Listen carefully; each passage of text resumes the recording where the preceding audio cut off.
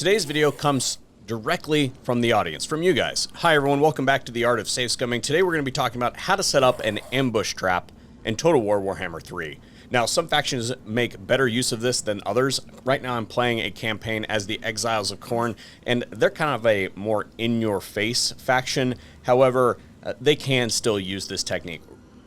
Factions that use this to great effect would be people like the Skaven, like the Kari, some of those sort of subversive factions.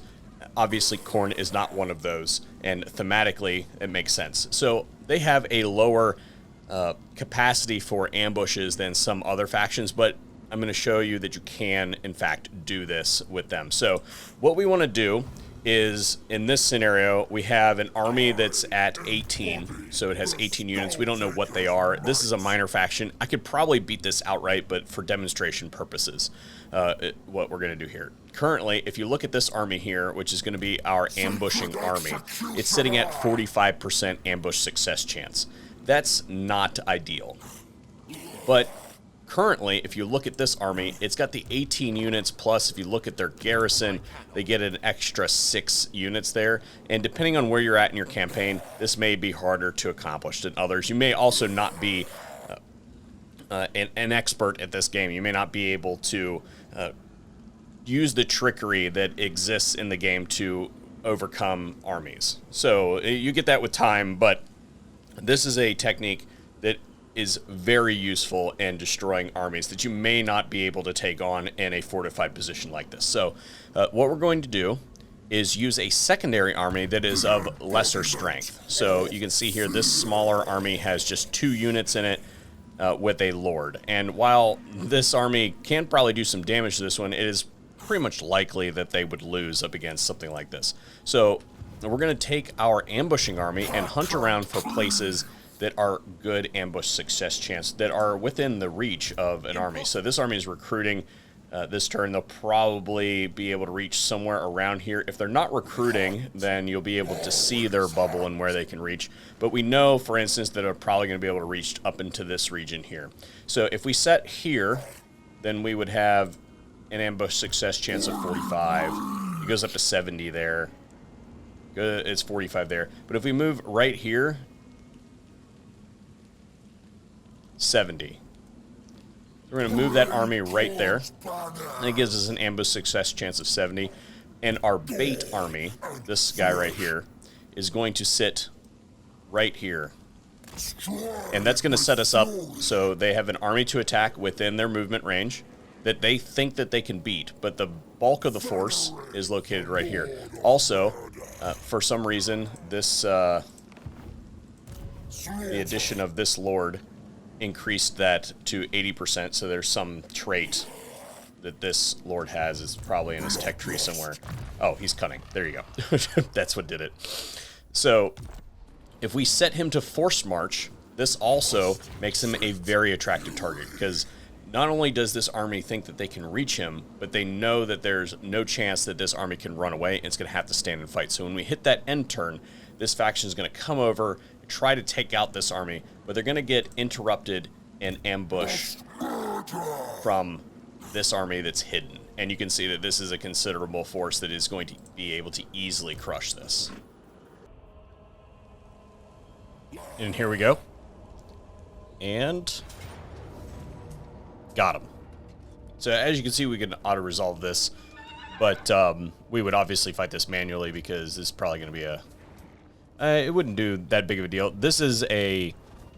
not Disciple army. This is a Blood Host army, so technically speaking, we don't really have to maintain this army. It doesn't really cost us anything if it dies, because it's actually better for us if some of those units get eliminated over the end turn, but I plan to use this army to do some more stuff in the area, so we're going to go ahead and fight this one on manual resolve. But that is how you set up a ambush trap in Total War Warhammer 3, and this is specifically used to take on armies that you would not be able to effectively fight at a fortified position. Say that they're in a capital city or something like that, and they've got a healthy garrison, and maybe you just don't like the siege battles or something like that, and you want to get them away from that city for whatever reason. Now, obviously, we are in a heavily advantageous position here. So how I would do this is I would probably set up something like this.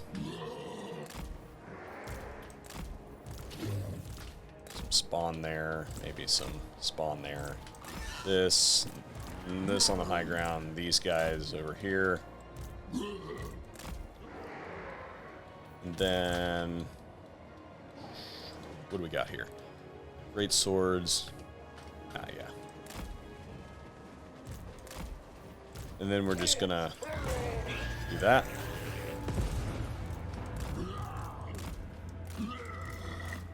Just to start with, and then we can start prioritizing some targets here.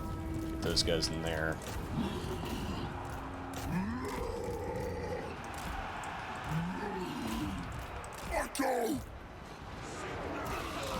Let's see, some missile units to pin down. Okay, so you can see that we've taken out their artillery already. Their archers are going to start falling here in a second. We'll use the hounds to tie those, to run those ones down as they start to break. So now I would obviously take out this army. We've separated it from its reinforcements at this garrison, and I would attack it with this army here.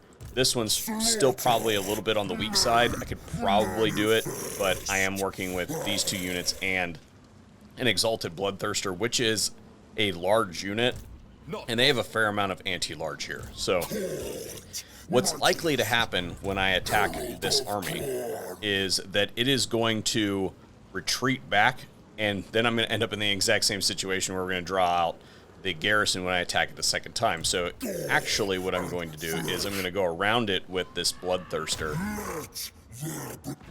pin their reinforcements into position, and then I'm going to attack this army. Oop.